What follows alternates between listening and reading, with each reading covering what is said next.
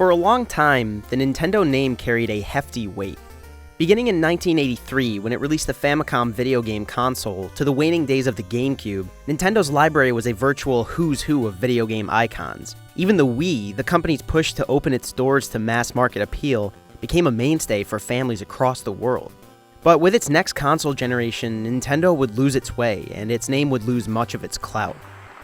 It's a system we will all enjoy together, but also one that's tailor-made for you. It was here at E3 2011 where Nintendo first showed major signs of confusion. The Wii U marketing strategy suggested Nintendo didn't really know what the console was or who it was made for. It tried to please two separate audiences: hardcore gamers who grew up with the earlier consoles and families that bought one or two games a year. The result was an unfocused platform with a scarcity of top-tier games over 5 years. The Wii U did have some fantastic moments, from the novelty of the shooter Splatoon to the endless creativity of Mario Maker. This isn't to mention returning Nintendo classics such as Mario Kart, Super Smash Bros., and a 3D Mario game. But these were few and far between. And aside from a select few entries, they didn't really make the case for the Wii U's second screen function. The console also lacked the technical capabilities to bring many third-party games to Nintendo's audience. In 2013 alone, EA, Ubisoft, and Bethesda all decreased their support for the Wii U. The console's sales figures may be all the evidence we need. As of December 2016, about 4 years after its launch, the Wii U sold just above 13 million units worldwide. Sony's PS4 took 1 year to reach the same figure, while Microsoft's Xbox One took slightly longer based on its figures before it stopped announcing them in October 2015. All in all, Nintendo, the former titan of the console space, had suddenly become the underdog. From 2012 until early 2017, Nintendo relied on its fantastic 3DS handheld to bolster the Wii U's slow adoption rates and lackluster software sales. In a cultural sense as well, Nintendo faded into the background. Third-party publishers rarely spoke about it. New franchises didn't sport the Nintendo logo. Good Metroid games were nowhere to be found, and we hadn't seen a new console Zelda since 2011. It didn't feel as if Nintendo understood what its fans wanted. But now, here we are in 2017, and what a turnaround it's been.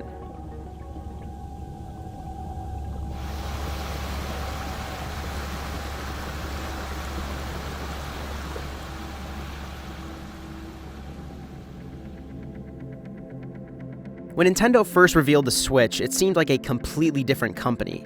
It revealed its new console with confidence, knowing full well what it could do and who they had made it for. Its opening trailer was corny, yes, but it was a clear message for people watching. Nintendo had combined the home console and the portable handheld, and it was more than just a gimmick.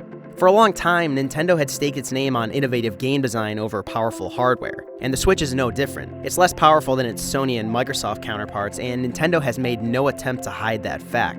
Because the truth is, it really doesn't matter. True to its name, the Switch can transform seamlessly from a living room console to a very powerful handheld device. It's not just a second screen like the Wii U was, but an alternate portable screen. With gorgeous games you can play on long flights, road trips, or even on your commute.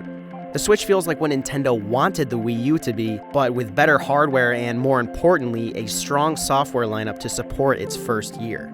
2017 is a major comeback for Nintendo. It's on pace to sell just as many units in its first year as the Xbox One did, and although it probably won't match the PS4 worldwide, it is crushing Sony's console in its home country of Japan. Comparing the first 26 weeks of each console side by side, we see that the PS4 sold almost 666,000, and the Switch, 1.5 million.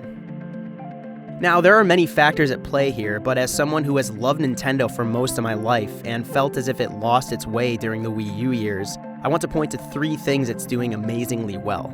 First off, it's reshaping its roots.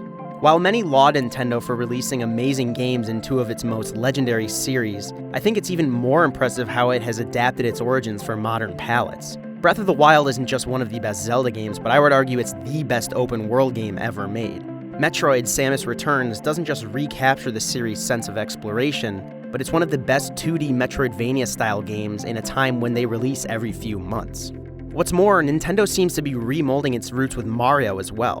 It hasn't released yet, but from the 2 hours I've played of Super Mario Odyssey, it's reframing how its world works, giving us explorable sandboxes rather than discrete levels to jump our way through. Nintendo isn't afraid to give its iconic franchises massive overhauls.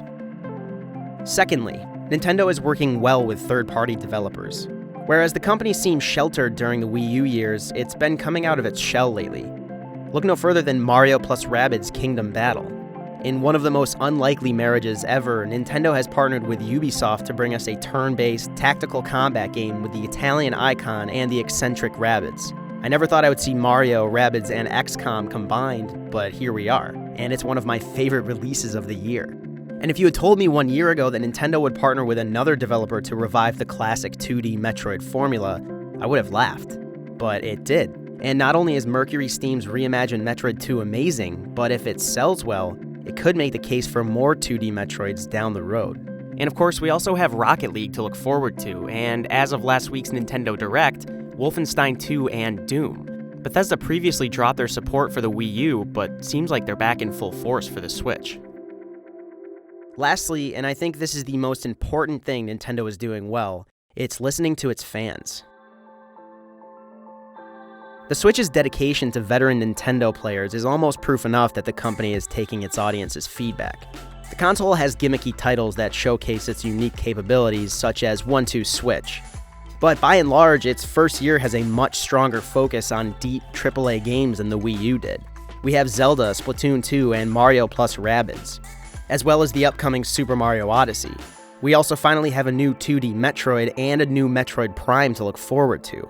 These are things fans have been clamoring for in droves, wondering when Nintendo would finally pull out its big guns. And say what you will about the limited supply of the NES Classic and SNES Classic, but as of today, Nintendo has announced that it's extending production of the Super Nintendo into next year and bringing the Nintendo Classic back next summer. They've had problems with supply over the past 2 years, but this is a step in the right direction. I think in several years, we'll look back on 2017 as the turning point for Nintendo. The year when it finally showed us it was listening. The year it pulled out all the stops, and the year it showed us it could still be a titan in the console space. The Wii U felt like a failed experiment right off the bat, and Nintendo didn't give us much to be hopeful for over the next 5 years. Now, I'm playing games on the PS4 and Xbox One and wishing I could have them on the Switch. It may not have the power of its counterparts, but Nintendo's platform has become my favorite machine to play games on over the course of 2017. And if you prefer playing on Sony or Microsoft's consoles, then Nintendo's comeback is nothing but good news for you as well. The company's success will encourage competition and innovation and creativity across the board. And that's nothing but good news for all of us.